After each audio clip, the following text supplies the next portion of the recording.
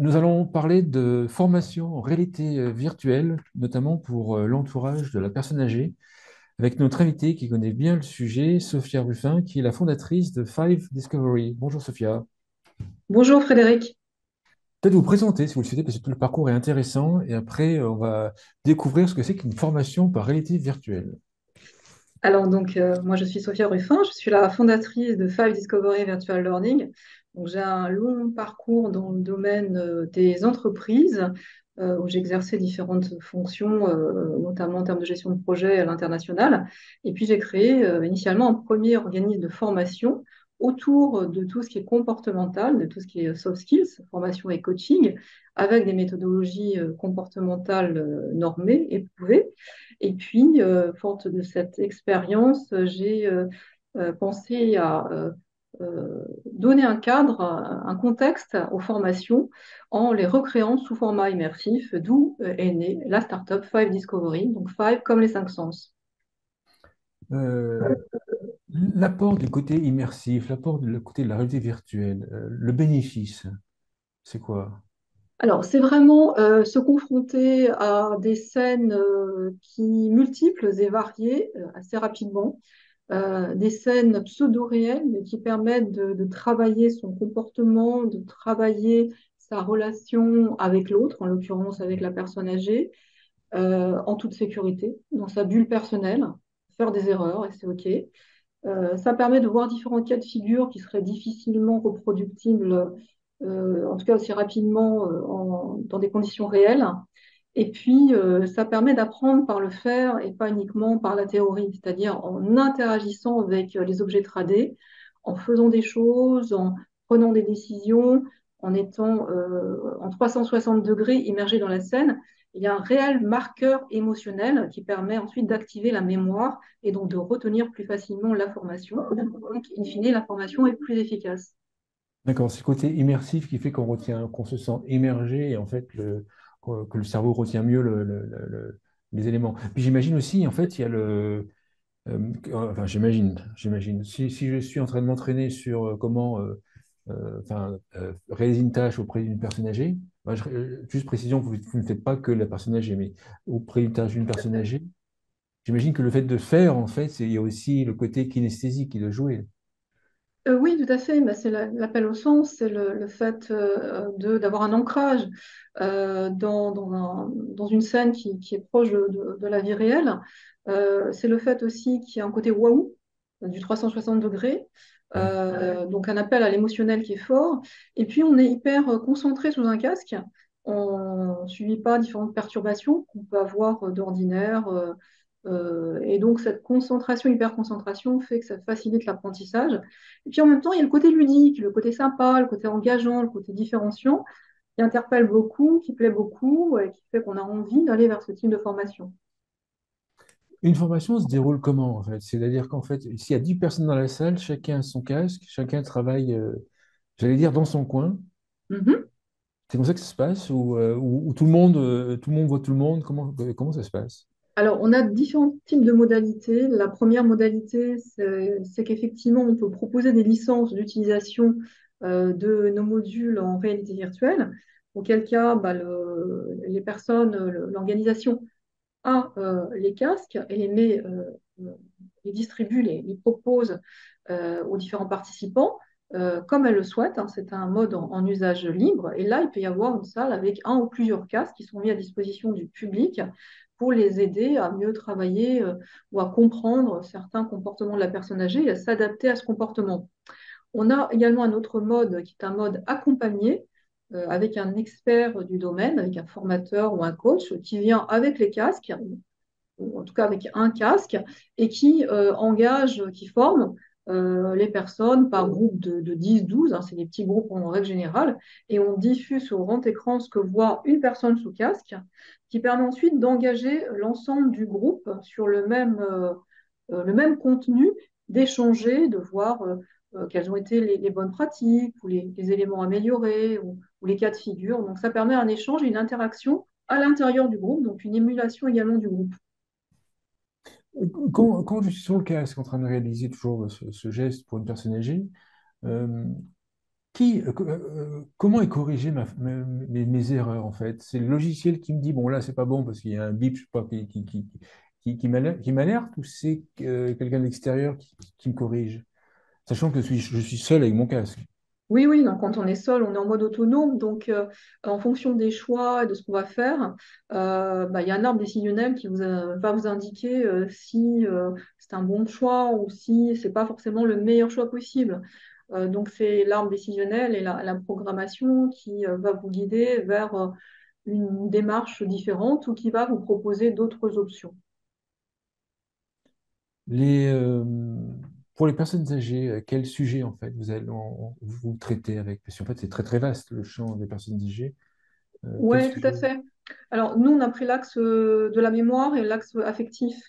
En fait, la réalité virtuelle vous plonge dans des conditions euh, qui sont favorables au développement de certaines sensations. Et donc, ressentir l'émotion liée à certaines choses qu'on a aimées dans le passé, qu'on n'a pas forcément autour de soi maintenant, dû à l'âge et dû aux conditions, aux nouvelles conditions dans lesquelles on vit.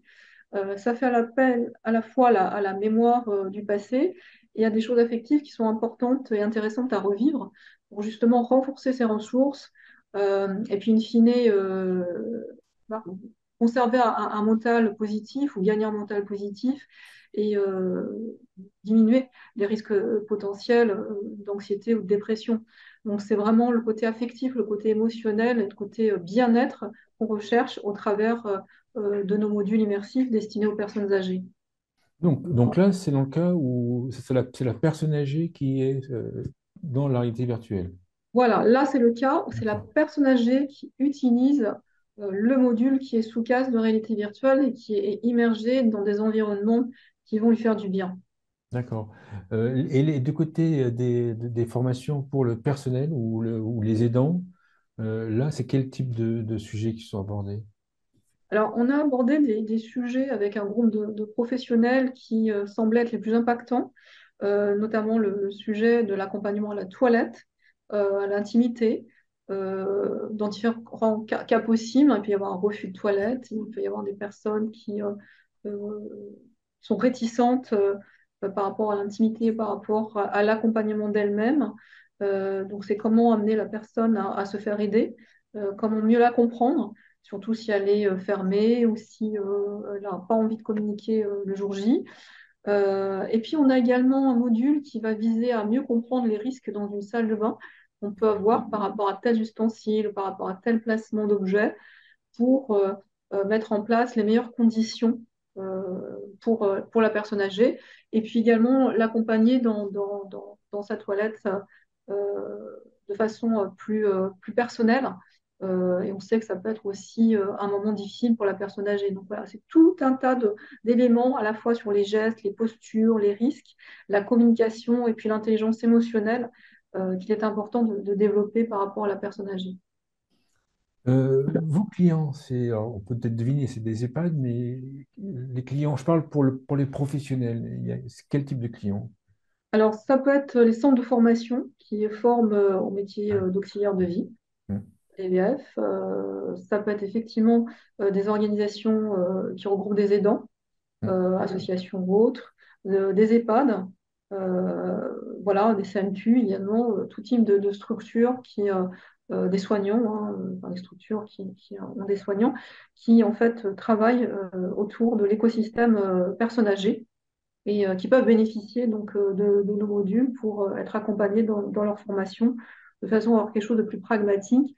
Puis en même temps, on s'aperçoit que pour voir nos modules utilisés sur les salons, que c'est très appétant aussi. Le métier, par exemple, de l'auxiliaire de vie est un métier en forte tension. On a du mal à recruter.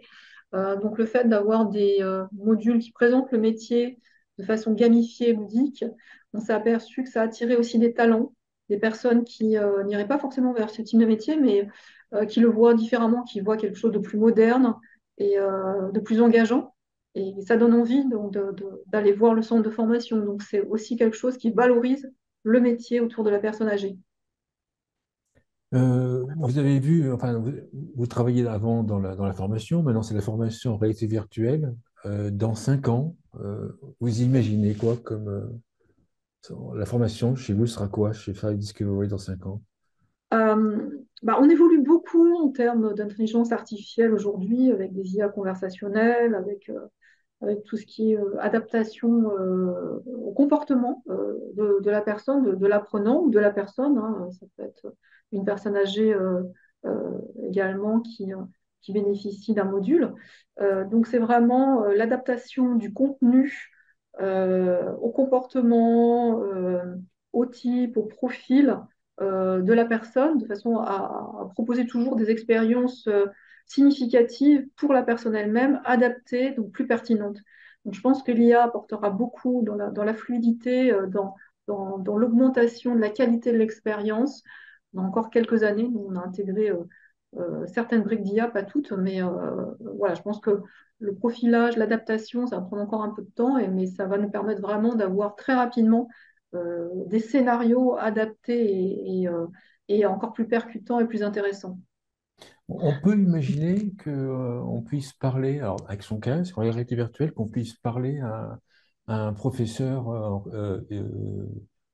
un peu comme moi j'utilise par exemple ChatGPT en lui Ouais. parlant, si en fait je lui donne le rôle d'un expert sur tel sujet, et en fait je discute avec, avec lui, ça c'est fou ça, je discute avec lui ou avec elle, ça dépend de la voix qu'on met, sur ce sujet en question. Euh, Mhm.